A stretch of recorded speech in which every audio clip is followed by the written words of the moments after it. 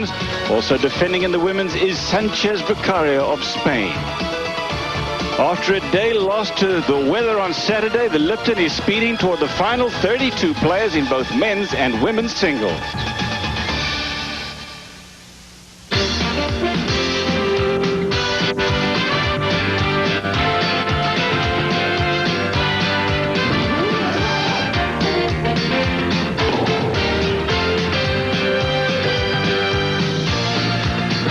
One of the true legends of the sport is Arthur Ashe. You know, of course, that he died of AIDS. Sadly, the whole world has recognized him and his contributions to the sport. That is true also of the Lipton Championships that recognize, as I said, all of the things, the great things that he has done, not only for himself, but the great sport of tennis. This is the Lipton Championships. It is part of the championship series on the ATP Tour, or the Super 9, as we like to call it. It is also part of the Craft Tour on the women's tour.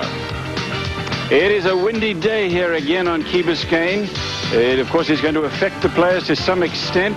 It always does down here. Overcast skies as well. This is live coverage of the Lipton from Key Biscayne, and a very friendly greeting to you, everybody. As you can see, I'm looking a little bit ratty today, and I apologize for that, but there's not much you can do about the wind, no matter how much hairspray you use. Sanchez Vicario of Spain is going to be in action today, and she, of course, won this championship just last year, so she is the defending champion. She's going to take on Grossman in the third round. She's the number 2 seed. You will also see Gabriela Sabatini, who spends a lot of time here on Key Biscayne. She'll take on Dinky van Rensburg in the third round. She is the number 3 seed. Michael Chang won it last year. He's the 7th seed this year. He takes on Marcus Andruska of South Africa in the second round. Stefan Edberg of Sweden, you'll see him as well. He's taken on Leonardo Lavalle in the second round on court number 1, and he is the number 3 seed.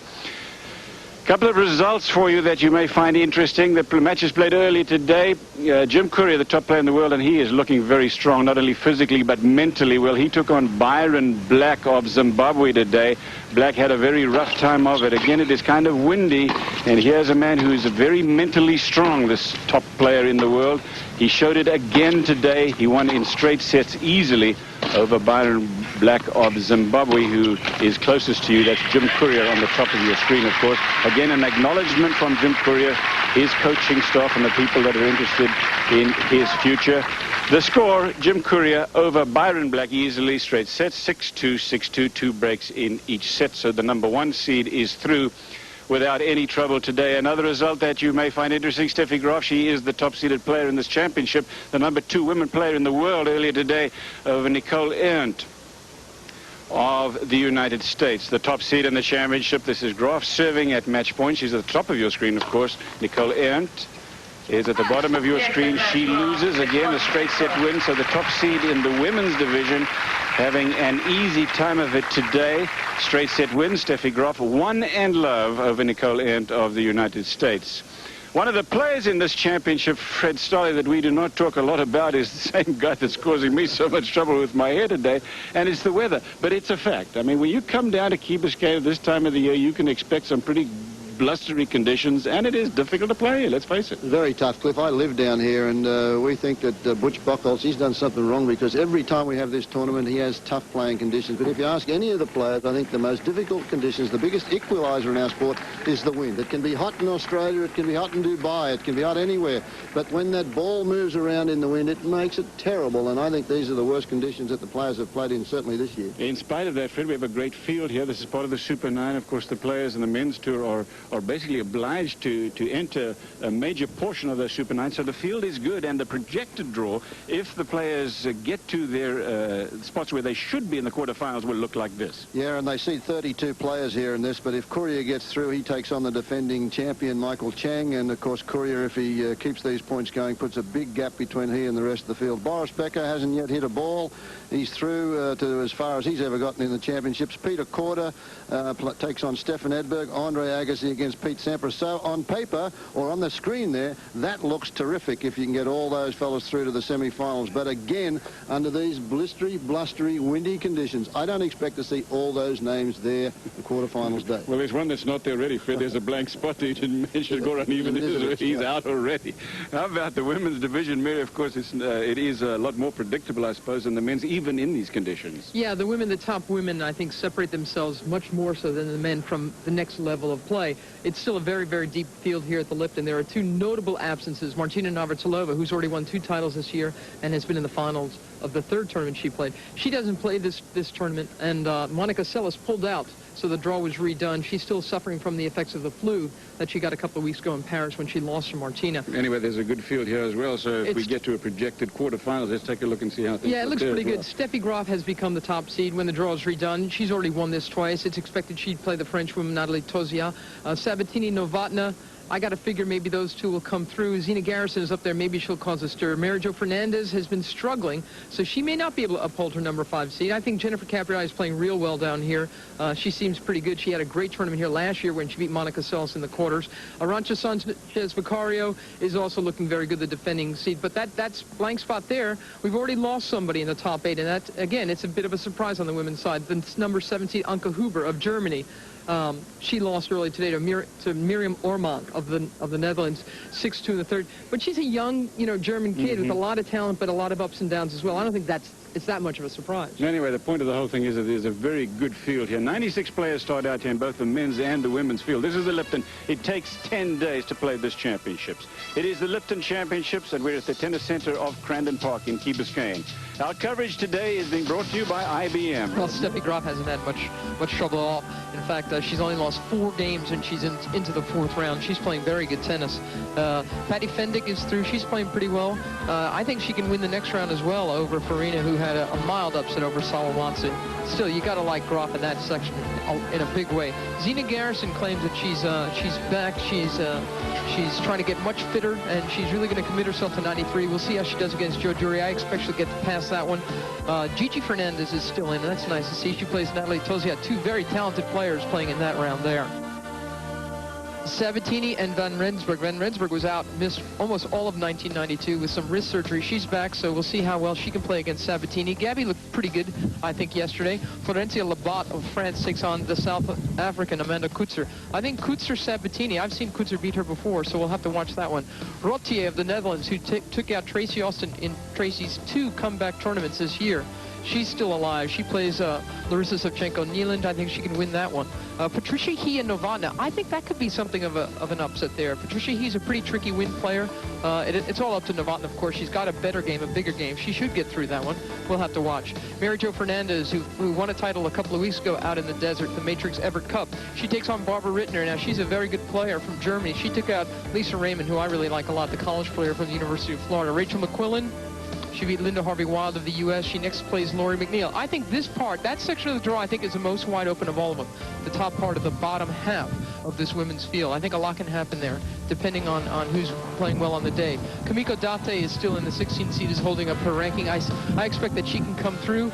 Wiesner Capriati, that should be a pretty good match for Jennifer Capriati. She only lost 1 game against Garachategi yesterday. That will be, hopefully we'll have some of that match later on today. Matches are going pretty quickly so far on the show courts. Anke Huber, as we mentioned, the 7th seed, the only big seed to have lost on the women's side. Now Miriam Ormond took care of her. They took 3 sets, but she is through, and she's waiting to find out who wins between Leila Mesky and Helen Kellecy of Canada. And that'll be a pretty tough match, I think, for both those players. Natasha Zvereva, 14th seed, is still alive. She plays Debbie Graham. I watched that match, quite a bit of that match with Pam Shriver last night. 2 hard, big American playing, and she looked pretty good. And of course on the bottom, Sanchez Vicario. In these blustery conditions, I like Arantxa Sanchez Vicario. She knows how to play in the wind. She works hard and she stays mentally fit. I think she'll uphold her seeding. Let's go out to court 1. Stefan Edberg leading 6-4 in the first set, 5 games to 3 in the second set. He's taken on number 2 seed in this championship, and she's taken on Ann Grossman of the United States. Easy first set. Sanchez Vicario not losing a game, and in the second set leading it by 5 games to 2. So for Sanchez Vicario, an easy walk in the park so far. We talked about the windy conditions and the players that do play better under those circumstances, and this young lady is one of them. Michael Chang is one, because I think it's a lot tougher to get in and serve and volley than it is to run around, and you can gauge the wind in certain areas off the ground, but it's very tough to do that on a return of serve coming straight at your feet.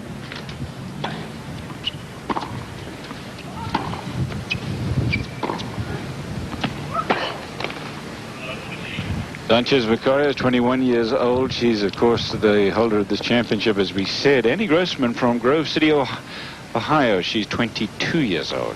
She plays an awful lot like Arantxa Sanchez Vicario. Unfortunately, she doesn't really do anything better. She's a very good fighter, a good battler. She works hard on the court, basically a baseliner. So this is stylistically, these two pretty much try to do the same thing, but all match long, Sanchez Vicario has kept the errors to a minimum. Again, she works so hard no matter what the conditions, but especially in the wind, she makes sure she takes a lot of quick steps, stays behind the ball. Grossman has been fighting, but she just doesn't seem to be able to make any kind of a dent in the defending champion's game at this point. Very small, very tiny though, 5'3", Anne Grossman. Not a lot of her, so she's got to put that weight behind the shot. Arantxa Sanchez a couple of inches more than that.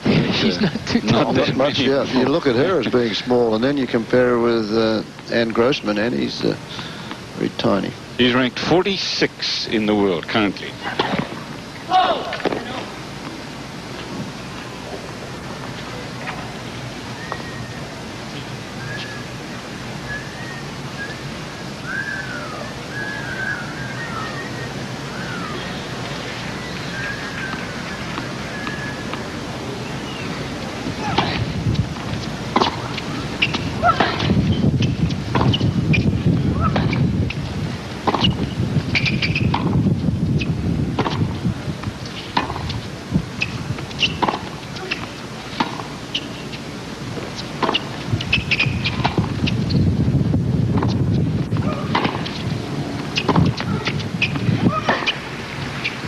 Blustery day today, that is long.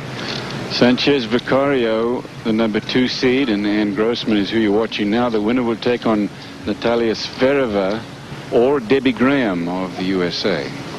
Svereva, the 14th seed.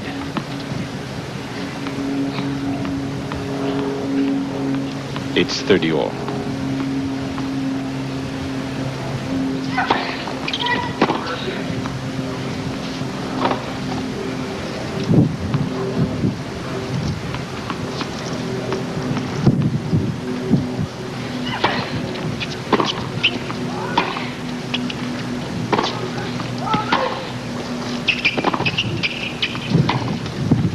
Both players giving the ball a little bit of air, a lot of room for margin for error, very high over the net.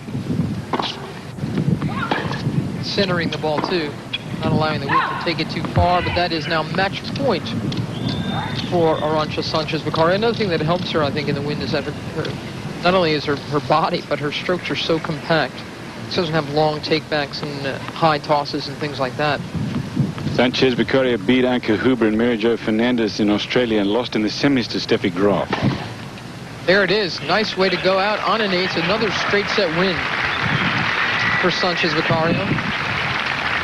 She's the holder of the Lipton Championships, of course, and she has won her match easily today, 6-love and 6-2. There's a lot more tennis to be played at the Lipton this afternoon. Live coverage. You will see Michael Chang. You'll see Gabriela Sabatini. You will see Jennifer Capriati, we hope. And it is a breezy day, as we've said, but the tennis will continue from Key Biscayne. Well, Top of your screen from Rensburg closest to you. First set, Sabatini 6-2. Second set, she leads at 2-1. She's got a break. It is 30-15 in this game. Third round match in the women's singles. Dinky van Rensburg of South Africa. You may be aware of her brother.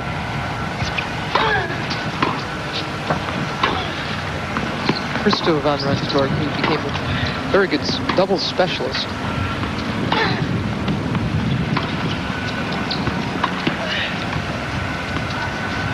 Look at the wind. Yeah, you see her trying to adjust to that at the last moment, Dinky. It's not easy. This outside court is not nearly as protected by stands as the stadium court is. Good for a player like Sabatini who puts so much work on the ball. That stays in. Another point for Sabatini. It looks like she's going to have her way with Dinky van Rensburg today. And Rensburg is an interesting story. Again, all this wind becomes a major opponent whether you want it to or not. And van Rensburg not really doing a good enough job of staying behind the ball. She was off position for that one. Dinky van Rensburg was actually born in Zimbabwe. Now has a place in Great Neck, New York. Her brother that you mentioned lives in Austin, Texas now. Or stomping around. Very nice guy. Oh, yeah.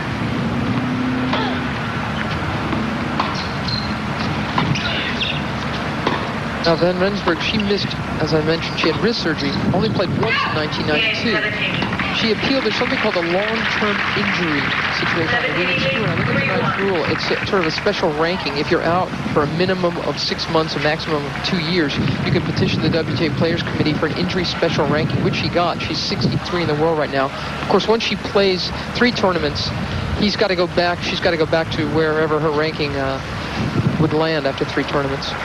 But for now, anyway, she got herself into this tournament. But it looks as though she's heading out. Back to Michael Chang and Marcus Andrushko on the stadium court, the number 7.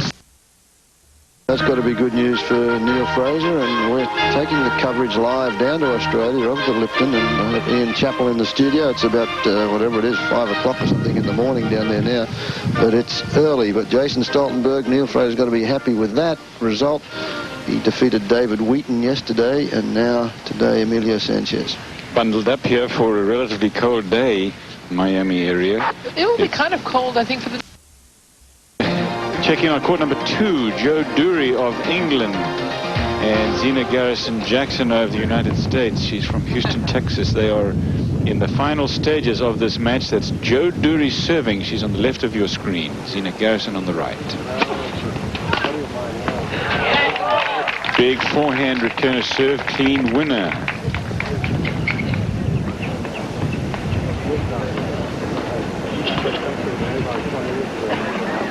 Match point now for Garrison.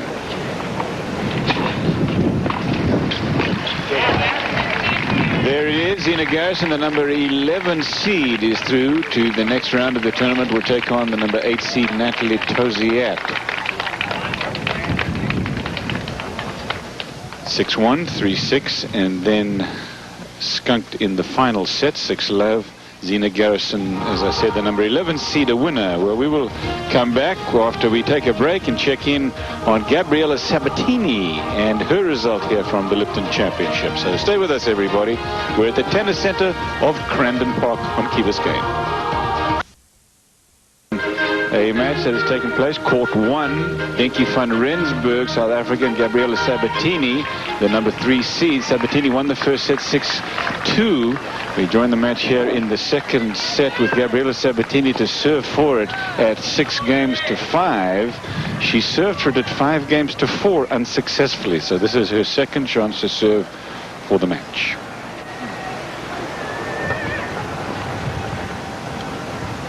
Sabatini got a bye in the first round. They beat Jessica Emmons of the USA in the second round. This is her third round match. Sabatini furthest from you. Dinky van Rensburg closer. This could be the single most popular player here at the Lipton, men or women. There's a great following for Gabriela Sabatini. Well, a big South American contingent live down here in South Miami, of course, the Miami area. Well, she has a place down here in Key Biscayne. Doesn't drive the motorcycle around as much as she used to, though. Oh, Kulti, I'm sorry. I'm talking about... Yeah, they're all the same. But the whole point is you don't think it's going to be Chang who comes out on top of those teams. Games like this, you figure it's going to be Chang. This was like...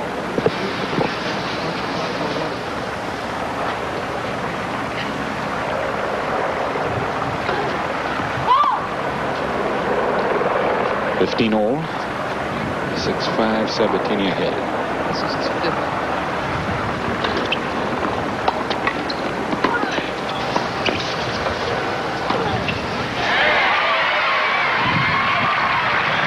Currently ranked number 5 in the world, Gabriela Sabatini.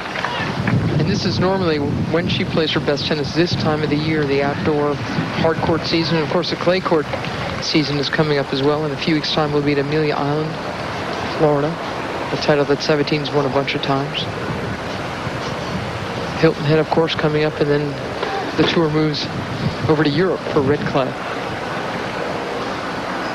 I agree that this department of her game needs more work than anything, Sabatini. Her serve. But I also feel that she's got to get back the kind of attitude and style that she was playing in 1990 when she won the U.S. Open. I think she's really backed off her game, and she's back to sort of hitting off her back foot a lot, muscling the ball around, excess of topspin and slices. Not really hitting through the ball as much as she had when she made her big breakthrough and won her first Grand Slam title. Another very dicey serve there after the double fault in this game. 30 all now serving for the match. Well, she won the title at the U.S. Open she won it from the net. Won it from the net and just played that way. But this second serve has bugged her from year one. Isn't your friend Roy Emerson taking a look at her serve for a couple of days Roy had a look at it a couple of days last week, and then Dennis Ralston has been appointed the coach, as you mentioned, up through the U.S. Open. Break point here.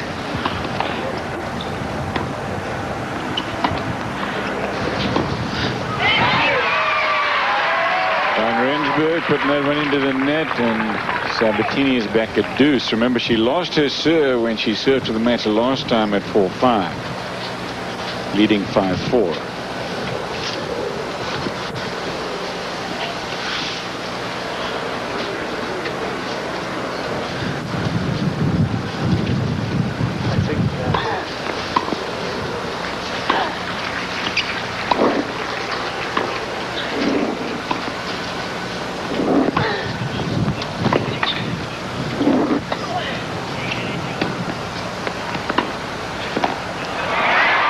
Dinky from Rensburg's 22 years old. 24 years old, excuse me, born in Zimbabwe. Used to be Rhodesia, was Rhodesia at the time. You could probably make that 25, I think. But that's pretty close. Only just 25. Living now in Great Neck, New York, anyway.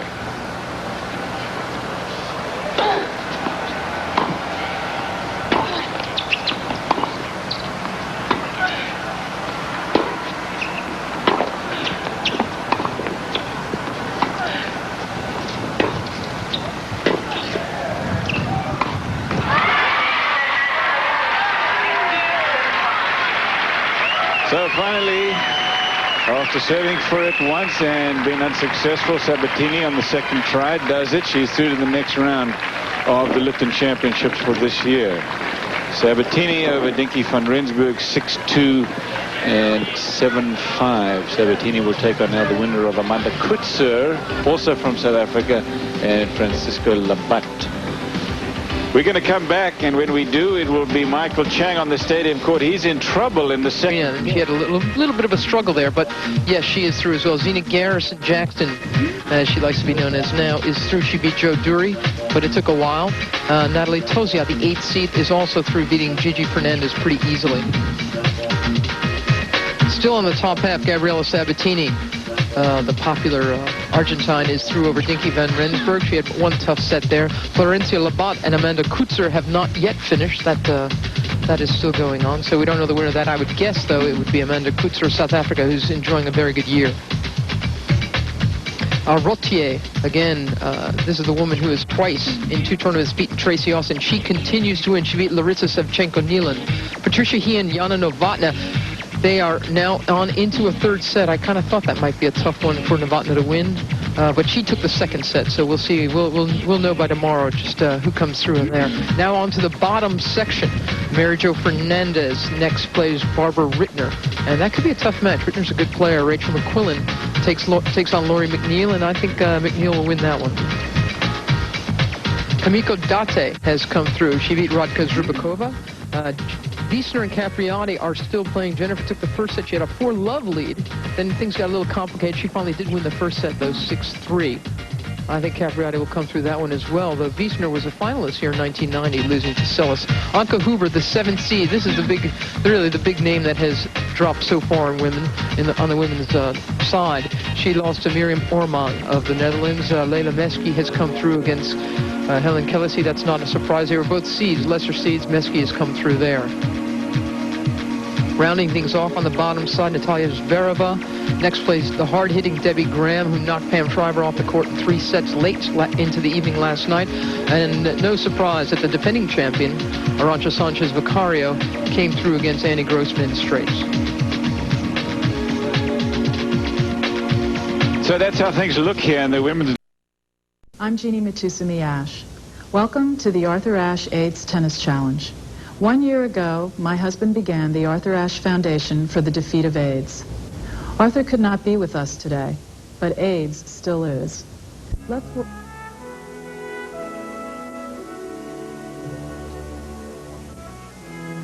Hello everyone, I'm Tim Ryan, and here on the day before the U.S. Open begins, some of the great stars who are contenders for the titles at stake here at Flushing Meadows are here today. You will see Agassi, Capriati, Courier, Sanchez, Vicario, Sampras, and Novotna. They will be joined by boxing greats Evander Holyfield and the champion of the world in the heavyweight division, Riddick Bowe. All here to celebrate the memory of Arthur Ashe and to continue the battle against the disease that took his life.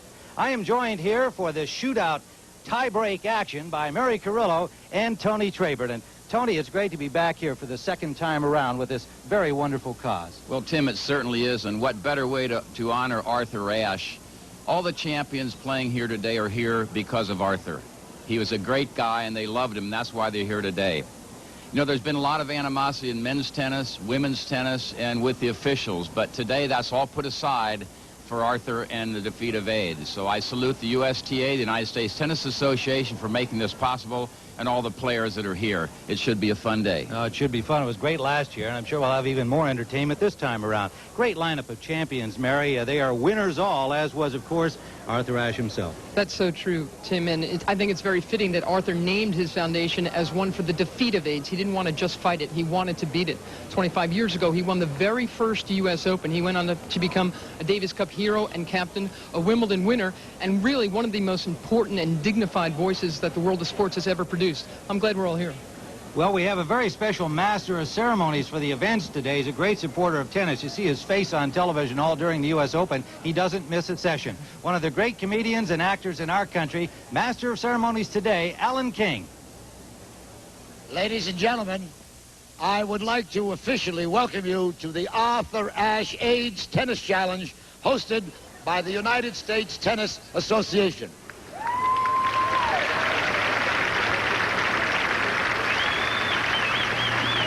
And I think it's only fitting that this is the 25th anniversary of Arthur Ashe's winning the first United States Open Championship.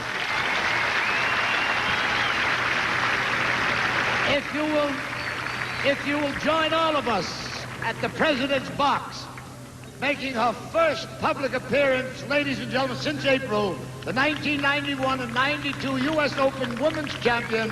Warm welcome, Monica Seles.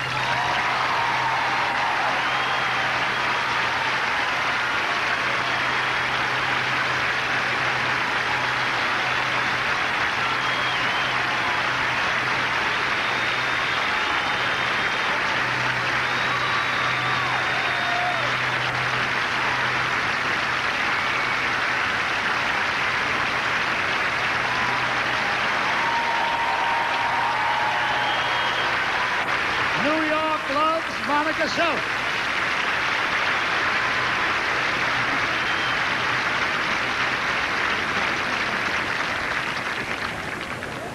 Ladies and gentlemen, the national anthem will be sung by Emmy and Tony Award winner and currently starring in Jelly. Center semifinal women's action now in the Arthur Ashe AIDS Tennis Challenge.